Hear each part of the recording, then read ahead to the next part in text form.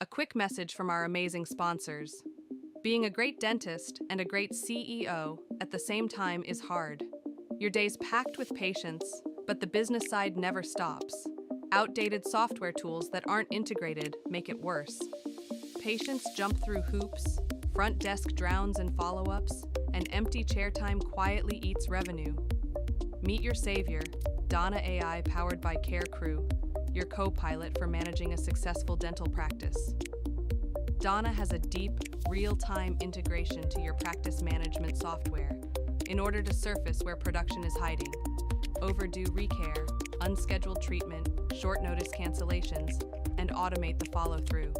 Let Donna reveal the health of your practice, supercharge productivity, and elevate the patient experience. Book your demo at carecrew.com/dod.carecrew.com/dod. At Crown Dental Studio in Surrey, BC, precision meets innovation. Trusted by hundreds of dentists across the Lower Mainland and beyond, they're the lab that brings digital dentistry to life. From full arch implants to single unit restorations, their fully digitized workflow delivers premium level results that are fast, accurate, and reliable. When it comes to an innovative digital partner, dentists across BC trust the name that delivers excellence, one unit at a time. Crown Dental Studio. Precision, innovation, trust.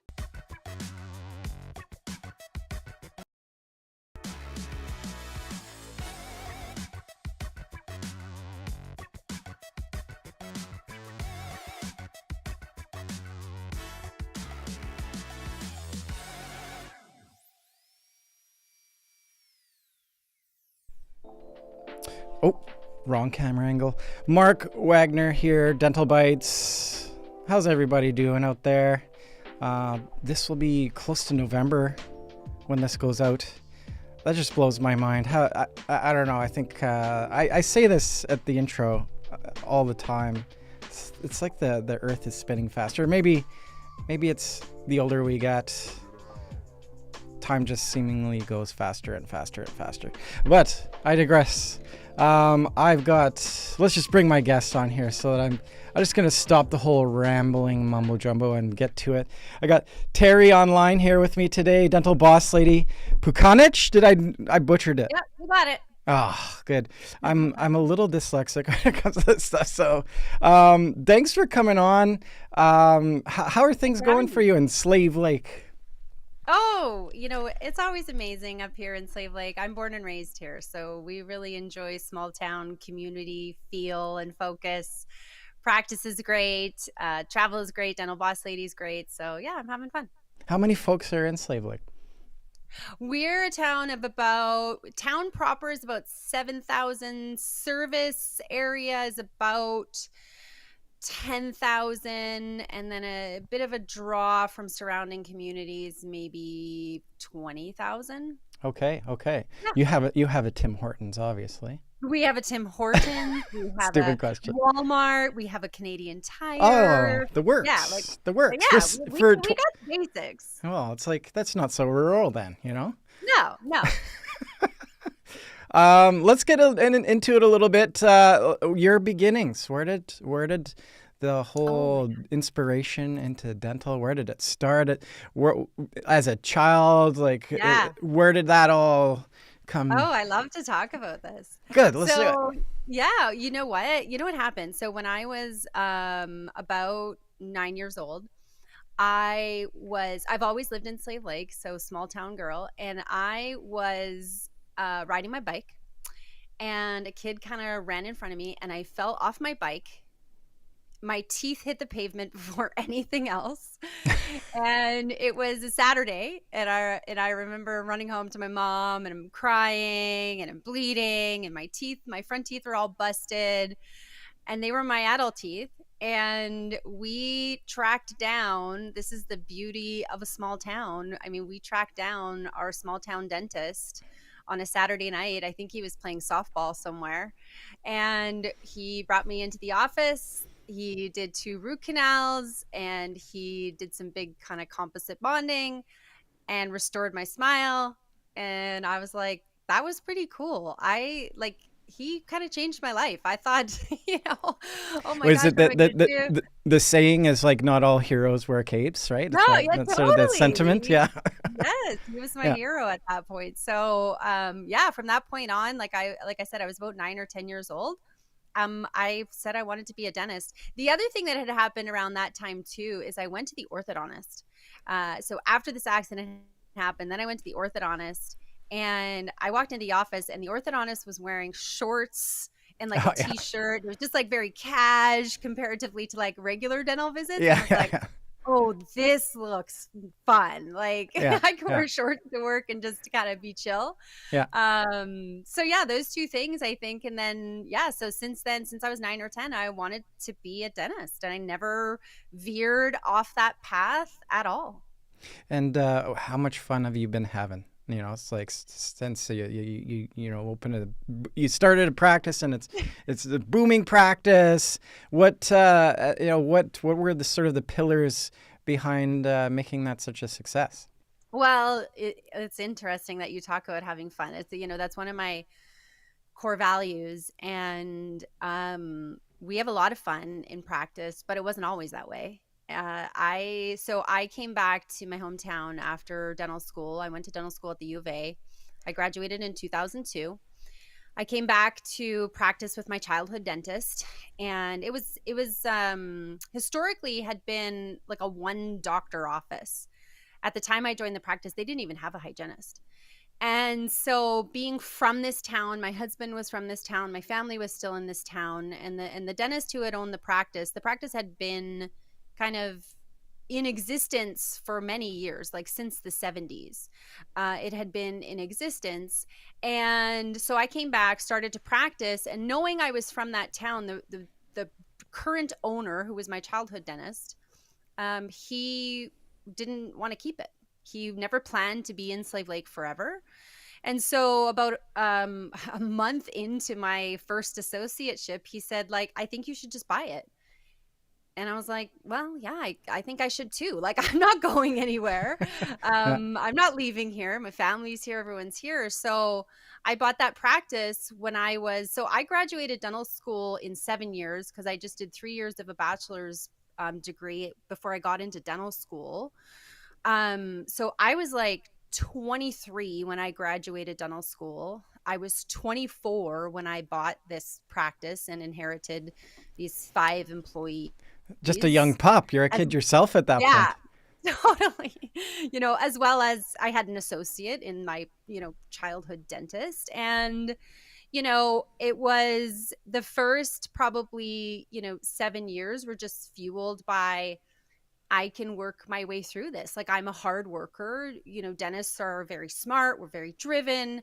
We often define ourselves, and our success by how hard we work. We know if we just work hard, success is going to come. And that was sort of the approach I took. And at first, I mean, of course, it's very, very, exciting and inspiring to like have a new business and put your little, touches on it. And then the hard part comes where you actually try to make some lasting change, and maybe you get some team pushback, and it becomes not so fun anymore. And about 8 years in, I like hit a wall. I was like, I'm miserable in this Hmm. job. Like Um, what like three key things attributed to that point? I think a couple of things. I think I lost sight of like why I was there. And Mm. like I just started to feel like I was just like a hamster on a hamster wheel. It was Yeah, like Groundhog purpose, Day right? almost, Lack right? of Yeah, purpose. Yeah, totally. yeah, Totally. So like at the beginning, I mean, it was just, I mean, the purpose was just to be a dentist. yeah. Yeah, right. Right. And like to like figure out what I was doing on a day-to-day basis. Hmm. I always knew from the time I bought that practice that team was important. I remember thinking and saying to my team when I very first took over that, I want to build a practice where nobody ever quits. Maybe you move away, Hmm. but nobody quits because you don't like it here, because you think that the grass is greener somewhere else. So I can remember having that sort of vision and idea, but having that vision and idea and then actually putting into play Yeah. are two totally different things, right? Yeah, So totally. Yeah. There's so many variables. yeah, Like, yeah, so yeah, many variables. Yeah, yeah, yeah. so many.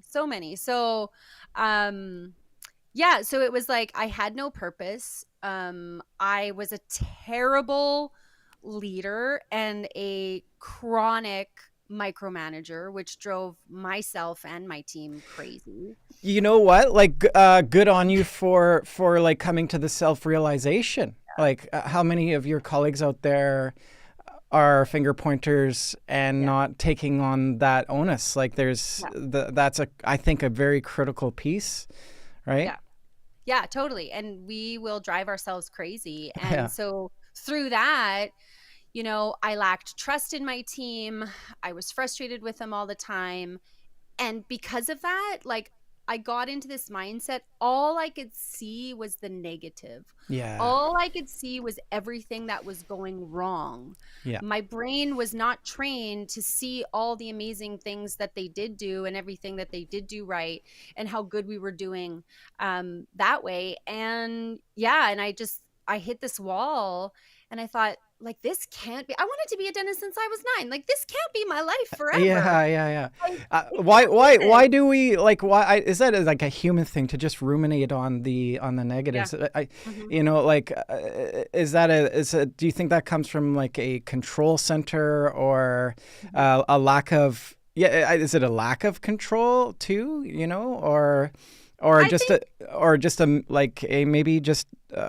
lack of direction, even.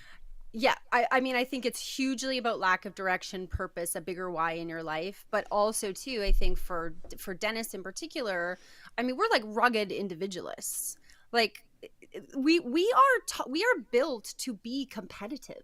Yeah. Like that we have to be so competitive in undergrad. We have to be so competitive in dental school. Then we have to compete with, the dentist down the street, which, I mean, we don't have to do that, but that is the way that this profession has sort of, the culture has been built around it, that we are competitive. So because we're competitive, because we're like these rugged individualists, we constantly think like it's just easier to do it by myself. And it's these limiting beliefs that we put in our own brains that, nobody can do it as good as I can. I can't trust people to do it right.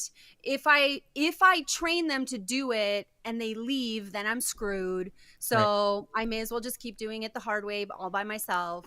So I think it's a few of those different factors. I don't know why at this moment, but the Frozen movie, like the let it go. Yeah. It's a little, maybe there's a little bit of that, right? Like, you just kind of have to, it's a leap of faith a bit, right? And also healthy systems, right? I'm sure we're gonna get into like how important systems are throughout the entire business, right? Yeah.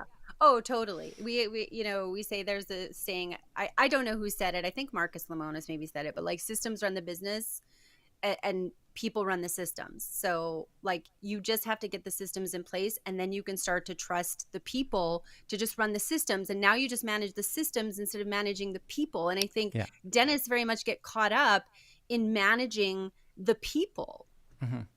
And wanting it to be perfect too. I think dentists are, ingrained in us. Like, we work in fractions of millimeters, and perfection is key. Totally. Right. So now, because we expect perfection in ourselves, we now have a honestly sometimes unrealistic expectation of perfection in our team members, forgetting like they're humans and so are we, and like they make mistakes and so do we. Yeah. And how critical is it that, like we talked about this before we jumped on, like culture and just the environment in the practice, like the patients, like like humans are built to sense these things. Like you can almost smell it in the walls when you're coming into a spot, and you can realize that there's tension in the air. Like there's something about a practice that runs smoothly. Everybody has their responsibilities in place. There's these like centers of operation, and everybody's responsible. How important is the team huddle, the communication, and all of this too? Oh, like it's the base of the pyramid, I say. Like, building your team culture, which has to start with purpose and vision, and then core values are a big factor in that. Hiring people for what they value and attitudes as opposed to skill. It's, I say, like I said, it's the base of the pyramid. It's like, do not pass go, do not try to do anything else until you have that solid team in place who understands why they're there, where we're going, and who on the team sort of is with them and who's valuing the same things that we do, or we say Yeah. we do. And then empowering them, right? And making sure that they have Oh everything yeah. that they need to be successful too. Oh yeah. Maybe investing in some tools and things like that, so that Hmm. they're not. I think it's, at the end of the day, it's always about, like, if you're spinning your tires in anything you are doing in life, that's just a recipe for burnout. So that's, if you look Oh around and yeah. everybody in your practice is spinning tires and nobody's moving the needle anywhere, it's that's tough. Yeah, and if Um, everyone is there just for a job, yeah, yeah, it that's it. doesn't work. That's the whole purpose part, right? Like, to be Yeah. to feel like you're impactful, and you're like, we Hmm. spend so much time working, so it's nice to Hmm. feel like coming out of that I'm contributing, like I'm Hmm. value, like, Hmm. that's huge. Hmm. How much a part of that burnout too is scope of practice and the dentistry that you're doing too? Does that factor into it as well? Like, if we talk about the dental practice and, like, primarily doing single unit posterior work, I think too, it's like, if you can do more, and, like, there's so many awesome and cool things that you guys could get into now, with so many, like, very expensive pieces of technology also. Hmm. Yeah. How much does that impact the whole kind of the variable as well? Oh, I think massively. And I think that a lot of dentists, and I did this, we operate from this idea that we should or we have to, Right. and not necessarily that we actually want to or we enjoy it. So we tell ourselves that we have to do this type of dentistry. We can't refer it out or get somebody else to. My patients will leave if I don't do this. We have to see this certain type of patient who actually we don't enjoy seeing, and we can't say no because what's going to happen. And it's like we constantly work in this mindset of scarcity, and Mm, that's where that idea of the competition comes in, as opposed to thinking in this mindset of abundance. Like, there's yeah. more than enough to go around. Yep. You don't have to do everything, especially if you don't enjoy it. Mm-hmm, mm-hmm. Don't do what you don't enjoy. Yeah, right, right. Yeah, Hmm. that makes total sense to me. And there's going to be somebody else there that would enjoy that, that treatment or that procedure or whatever that might be. So, And I think it changes through your career too. So I've had the mhm. pleasure of working with an incredible dentist, Dr. Natalie Stone, for, oh gosh, 17, 18 years that we've Yeah, worked together. And there's ways, I think that, a lot of dentists don't like fillings. Right? We yeah, kind of go, "Ugh, like I'm kind of fillinged out." I saw an Instagram reel, I think, where, like, there was a dentist who was saying that, you know, if your dentist tells you that you need a filling, like, they're not doing it for the money. yeah, Trust me, right. no dentist loves Yeah, to do fillings. But, a couple of points to this. You can take courses now that actually make fillings fun again. hmm, hmm. Right? Like, I'm thinking, like, the BioClear courses, the Elevate Dentistry courses, like, that actually take this, simple thing that we do every day and can elevate it to a different standard and a different level and make it fun again. Yeah, yeah, yeah, yeah. But also too, there's I don't know if it's just us and family, general single tooth practice or what, but sometimes Natalie and I will joke that, just give me some fillings. Like, they're so simple, they're so easy. Like, patients generally don't complain. They're not expensive. They're mostly covered by insurance. Yeah, We yeah. have very little post-op complications, right? I can get in and get out and be done.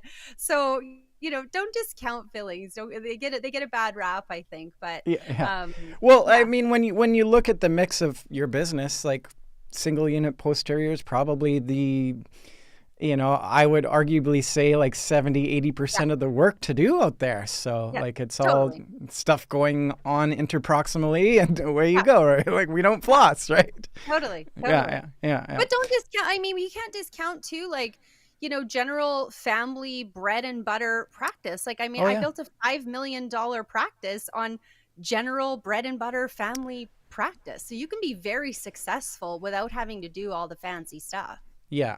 I think and we've kind of and this is what I feel across the board is let's do that and have that foundation, but also let's find the things that kind of light your fire, right? Like like Totally. if there's certain aspects or a piece of technology that's fun to use, then go for it, right? Like Totally. and I see the folks that really enjoy the work too is the collaboration. Like yes, there's this competitive nature to you guys, and I love it. It's great, right? Hmm. But like let's collaborate. Let's work together. Let's learn from each other. Let's build communities. Like Yeah. that's that you're all over social media with your dental boss lady, and it's great. You're sharing knowledge. I Mhm. think that's what we should be doing, in my That's where the opinion. real winning happens. Totally. Is that Yeah. collaboration, not competition, think in abundance, not in scarcity. There's more than enough for all of us. Yeah, and I think I think most communities are underserved, and Hmm. where we revolve around in Dentist on Demand is we're telling your folks' story as a marketing company, as individuals, like um, let's educate, let's work together and as a community and promote dentistry, right? Hmm. And its importance, and like Hmm. you tell me how many things stem to poor oral health. Like Hmm. scientifically there's all these things we can list off that it's so important for these folks to get in there. And we can talk about sleep and airway and all sorts Yeah. of really interesting things that I think the general public is unaware of too. Like, Hmm. what lights your fire? What type of dentistry that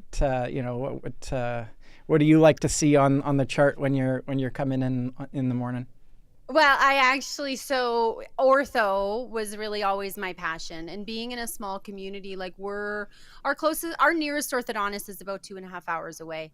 So, for kids who wanted braces way back in the day, parents had to drive every month 2.5 hours for those, like, 5-10 minute appointments. You broke a bracket, you got to drive in, take a day off of work. So I almost landed into it, I think, a little bit accidentally, because I could see the need The need, for yeah, it in right, our right, right. community. So yeah, Hmm. now for me, my practice now is limited to ortho, both regular braces, and we do a lot of Invisalign. Hmm. So it's funny, where my story started was I saw the orthodontist in shorts, Yeah. and now I'm basically functioning inside my general practice as an orthodontist. But I do think that we have built our practice as this, like, super GP style Yeah. practice And where to me that seems like by default, just based on serving like how many dentists are in the area too, right? Like So we had, for the longest time, there were two dental offices. hmm. We had three dentists in our practice, and the other practice had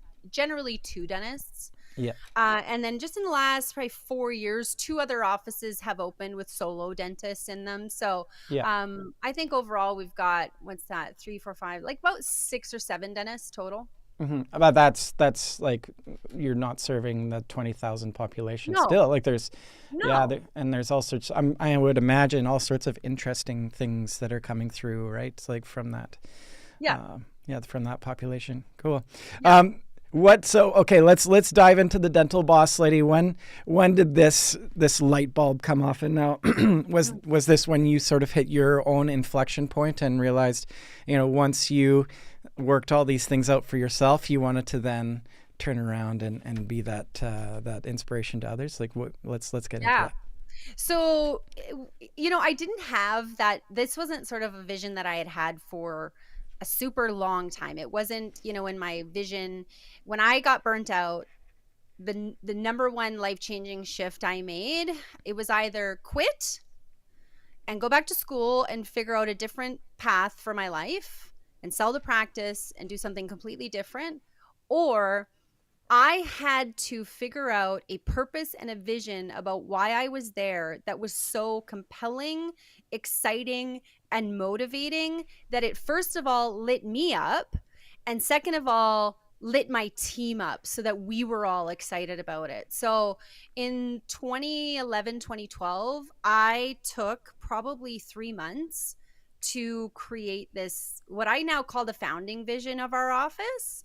But it's funny because when I talked with Dennis about vision, a lot of offices have a vision. They call it a vision or a mission statement. And it's like these 5 sentences that they put up on a frame in the wall, and they never reference it and they don't talk about it. Yeah. And it's just an exercise that they did at a team meeting, but it really is not a working, living document in their practice. So in 2012, and under, like, I had lots of coaches and consultants to this point, and sure, they had asked me to make a vision, but it was like that 5-sentence thing we did in a team meeting with everybody. But what I did then was I sat down, I got honest with myself about how I wanted to be a dentist, the impact that I wanted to make in my practice, in my community, on my patients, what our patient experience specifically looked like, what our team experience specifically looked like. Because, when you talk about having an impact, especially as a dentist, I lecture about this, is like, we have to own so much the impact we have on people's lives. We have massive impacts on people's lives, just like you said, like airway and aesthetics and speech and function and pain and comfort and all of these things that we can actually change people's lives. And I think we oftentimes don't give ourselves enough credit, and we don't take it seriously enough that we're changing lives here. So I created this vision in 2012. And like I said, I didn't even know if this was going to work. I just knew I needed it for me. That's who I created it for. Cause it's like, I'm going to quit otherwise. Like, so I need this vision to pull me in the right direction. So I created what I thought was a very impactful, motivating, inspiring vision for me. And I was lit up about it. I was so excited about it. And I had a 2-day meeting and I shared it with my team, and which is hard. It's very vulnerable to share your biggest, grandest, maybe delusional, hopes and dreams and desires, right? It really is. Yeah. Yes. Scary. Like, what if they reject you? What if they're like, I don't like that idea. I don't want to go along with this. And I had a team member who wasn't excited about it and who ended up leaving. But I always tell Dennis, I'd rather know that now than have her stay on for the next 10 years and just drag me down. So I went into this meeting with my team, and I still have team members with me who were in this meeting. And, they will recall when I actually said, look, like, I'm going in this direction and I'm not dragging you with me. So you're either on the bus and we're excited, or kindly just get off the bus. And like I said, I had one person get off the bus. So, but I had no idea how life-changing this was going to be. I did it for me. It was like 25 pages. It was the craziest, like, manifesto of how to run a dental office. And slowly, with a lot of pain and tears and effort, and but we knew where we were going, we implemented. And it took me a long time. And then finally in 2018, that was when I started Dental Boss Lady. And it was born out of the idea that I wanted to have I knew the impact I was having inside the 4 walls of my dental practice on my patients and my team. And I wanted to have a bigger impact than that. So that's how it was born. That's amazing. I love it. I can feel the energy in that. It's infectious, and good on you, like, to go for it. I think, there's nothing but positive coming from that. Now, you talked about, and I've seen there's your philosophy revolves around the 4 pillars. Let's get into that. What are the 4 pillars? Oh, the 4 pillars. Okay, the 4 pillars are vision first. Okay. always vision first. And not just fluff. And I love Not that. just Like, fluff. it's not just some poster up on the wall. It's the vision first, that, and then the poster's made after the fact. Like, it should stem from some very deep fundamental level. And I'm jumping in and like, I'm just stealing your infectious vibe here. So that's okay. Number one, vision first. What's the next? Vision first. Team number two. Yeah. You can't create an amazing team without the vision that sets the tone and sets the direction, and everybody knows where we're going. So the vision is your bus. I love this book, The Energy Bus, by the way, which I read after I created my vision. Okay. I'm looking this one up. I might have it right here. It's by John Gordon. I have it literally right here. This is it. Okay. The Energy Bus. Yeah. I'm looking it John up. Gordon. I love a good book. Yeah, and I read that book after I created what I did, and I was like, holy cow, this is like exactly what I did. But basically, he gives the analogy. The vision is basically the bus. It's like, hop on the bus, come with me, I'm going this direction. Yeah. Then figuring out the team is where you actually figure out and make sure that you only have people on your team who share your core values. Got it. Yeah, that's the one. Yeah. And then also you have to find the right seats on the bus for all of your team. Sure. Maybe there's some people that don't fit on the bus. Totally. Or there's some people who share the values, but you don't have them in the right seat right now. Oh, I love this. Right? This You're is not great. valuing This is great. how they work and what they bring. So you got to figure that out. Yeah. So it's vision. It's team. The next pillar is systems. Systems. Yeah. Systems. I think I actually feel sad. I've done lots of coaching in my lifetime, and luckily my very first coaches were very systems based. Mm-hmm. And we implemented systems like nobody's business. And I think there's a trend in dentistry that I even see with the dentists that I work with, of like having multiple practices and trying to get to as many locations. It's like, the first person to the most locations wins or something. I don't know. But what I do know is these dentists get in the weeds because they have not systematized practice number one. Right. And then they just try to go and outwork and out hustle in practice number two, and it is not working. It sounds like a race to insanity. More. It completely is. It completely is. Same thing, even with like growing, right? Dentists think and dental practice owners think like, I just want to grow. I need more new patients. But literally, if you don't have systems, if I threw 150 new patients at your practice tomorrow, like you would implode. Without systems, right? Geez, like I'll jump in here. I like jumping in, obviously. I'll even I'll echo that in the front end, like receiving marketing calls. Like there's folks calling into the front of. There's so much missed on the just like. I'm tweaking out here because it's like there's so much missed opportunity in just simply, if you have the vision in place, people are in the right seat, everybody is on board. Even answering the phone is done according to that vision, right? Yes. And I see the miss there on the, like, that's I'm working on something in the background that's it's sort of, I'm going to be training front end teams, so I've really been thinking about this portion of it, but yeah, we can go off on so many tangents. Totally. So number 4, let's get to number 4.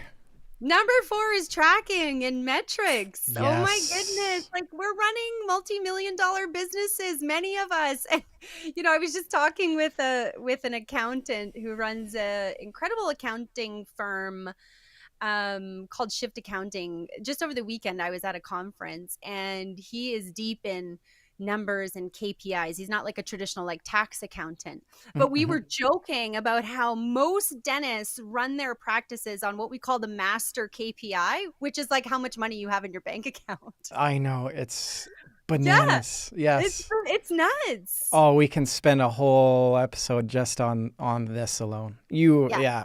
So what are you doing to manage your metrics then? Is there like, are you using like a care crew and a nice dashboard? What is it that you're using?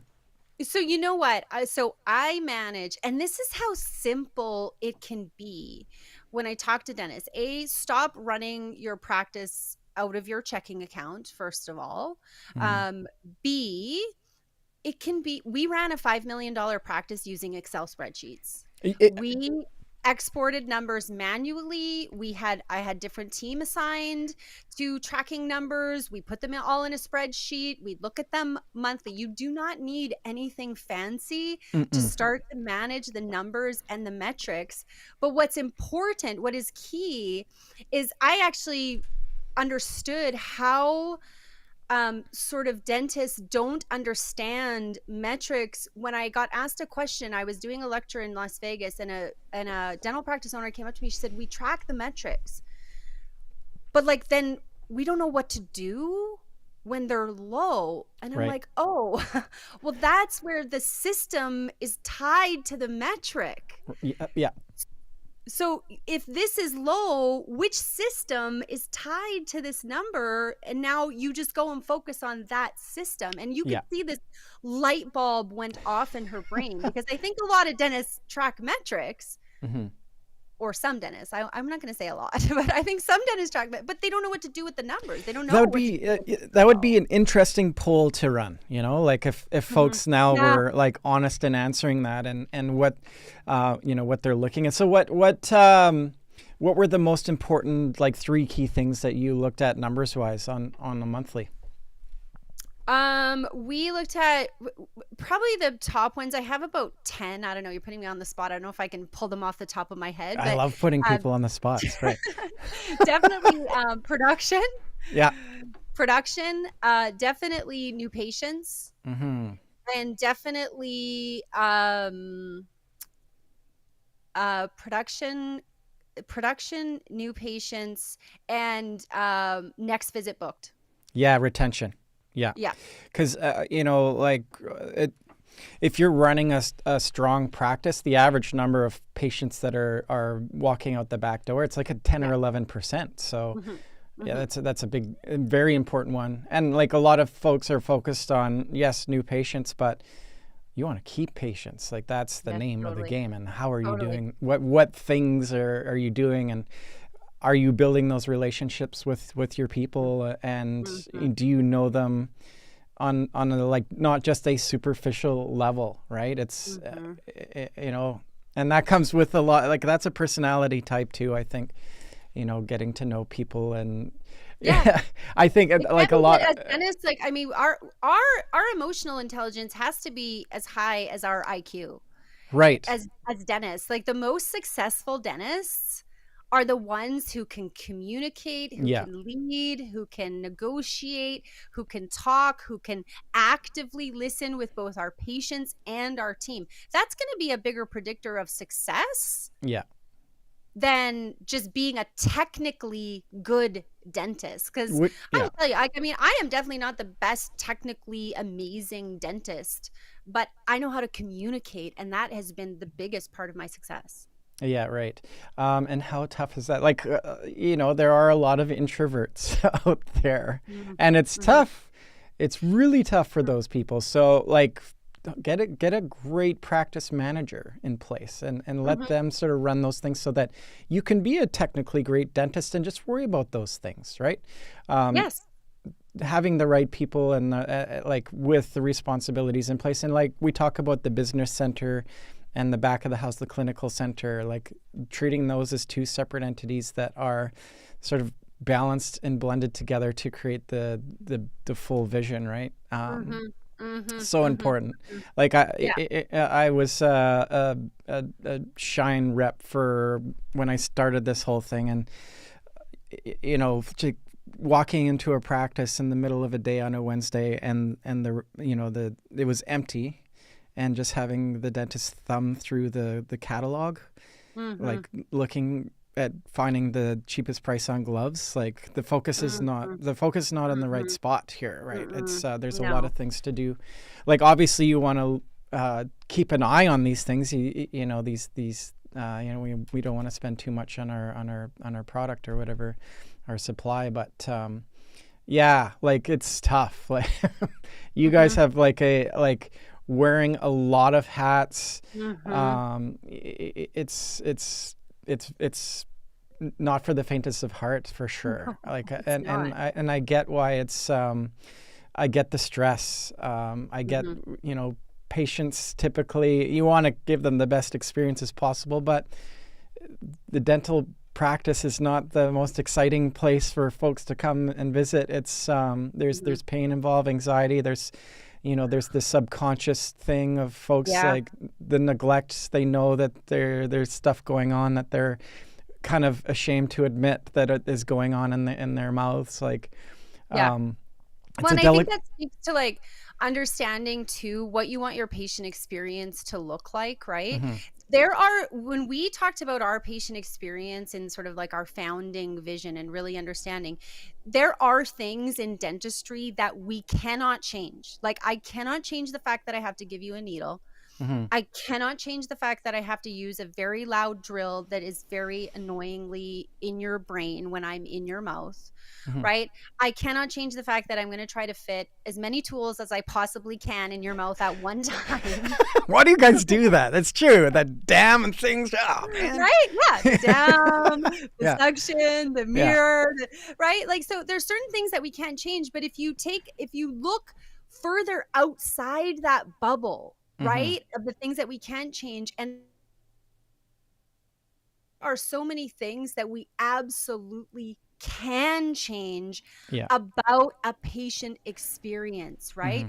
We can change how we answer the phone, how we talk to patients, how we greet them when they come in the door, how we seat them, how we do a new patient intake, how we do a preclinical interview, how we give them time to feel like a human and not just a set of teeth walking in the door, how Right. our patient, how our team interacts with them, how our doctors interact with them, how we create that relationship, how we make sure that we're reading, are they comfortable or not? Hmm. Yeah. Right? Like, I actually, we got so two things. We got, I'm old school. I graduated in 2002. So we did not use loops in dental school. So loops became something that I added into my practice later on down the road when my eyesight kind of started to get worse as I aged.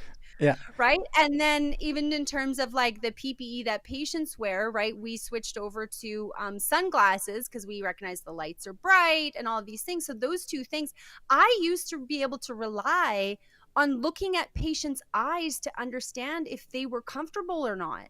Hmm. Hmm. Right, you'd see them wincing or kind of, changing their eyes. Their eyes would go big, or they'd sort of close and maybe get really quiet. But and you could kind of tell if they were uncomfortable. But with loops, I can't see their eyes anymore, Right. and with the dark sunglasses, I can't see their eyes. So now we have to work on different ways. But I think a lot of times dentists will miss those cues that Hmm. patients are uncomfortable. We can make dentistry comfortable, but sometimes the pressures of our schedule Yeah.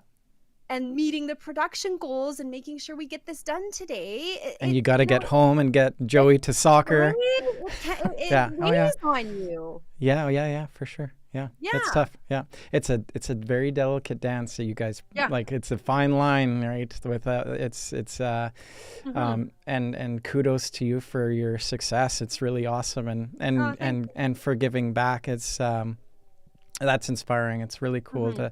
I love when people just kind of are doing the right thing and then they're showing other folks about like how the pathway for that. I think it's let's not hoard this information in. Let's No, share it. no. Yeah. And I mean, so through the, I've made so many mistakes. Like, this is why I always say, like, this is what really gives me the pleasure and the privilege to talk to their dentist, is just because I don't want you to make all the mistakes I did. Yeah. Yeah. I happen to learn from my mistakes because I got miserable, and I just want to spread that to help you not make the same mistakes. Yeah. It's great. And I think that's the right sort of the right, coming to the right journey in life is like if you've done something right, then we're not here forever. So why not like impart that with the young folks that are coming up and through, and then the industry, the knowledge and everything behind it, even like clinically too, we're moving forward as like as a singular unit in it all, and who benefits is like the patients in the end, right? The care that they get, and we're all benefiting from it at the end. Let's I gotta wrap it up here. Yeah. I'm coming up to the end of the hour here. I got actually somebody else jumping on with me. I break things like I'm crazy man. How would folks, if they want to get in touch with you, what would be the best way to do so? Well, I'm super active on Instagram, so follow me on Instagram at DentalBossLady, and then my website is www.dentalbosslady.com. There it is. You can see I offer some free stuff, some free trainings. Take advantage of the free stuff. I'm hosting a webinar on October 28th, so that info will be on there or on my Instagram. So website or Instagram. There you go. I love it. Terri, this has been awesome. I want to have you back on. I'm losing my I got you all choked up, Marc. I'm fighting back the tears, I love it. I just it's great to see somebody like that's doing the right thing, like, and having the energy to then like put that out there. Like you took the leap of faith and decided to take control of your destiny, and by doing all the right things. One very important question though, are you wearing shorts to your practice? Not yet. Terri, that's how you're going to come full circle with this. I know. Okay, now you've inspired me. I got to get there. You go. You got like. I want to have like I want to see the Instagram picture of you, just like made it. I'm wearing shorts. Right. Okay, I'm wearing shorts. Yep, you got it. Okay, it's coming. Great. Good. All right. Any last final thoughts? No, I just wanted to say thank you so much for having me. I think it's great to like get great dental leaders together, to have a bigger impact and have dentists understand we are having a big impact on patients and team. And let's just share the knowledge. Let's all have fun together. Let's lift dentistry up together, because it is very hard and can feel so isolating. I sound very excited and motivated by it, but like I still have hard days, and I don't want dentists to feel alone in the despair of how hard dentistry is, because it is hard. It is. Yeah. And like you said it like over and over again, you can't do everything by yourself, right? No. Yeah. No. So, thank you so much, Terri, for spending the hour with me. And, I want to let's keep in touch for sure. For sure. Yeah. Like this, I think you're in the same wavelength of everybody in my network too. And this is like, I think let's just have fun together, Yes. Life is hard enough. So don't take yourself so seriously, Dennis. It's not that serious. It's just a tooth. It's just a tooth. Yeah. Right. Awesome. Have a great weekend. This is, it's crazy. It's, you too. And Merry Christmas. Might as well get that out of the way here now. Right? Seriously. All right. Take care. All right. Okay. Thanks. Bye.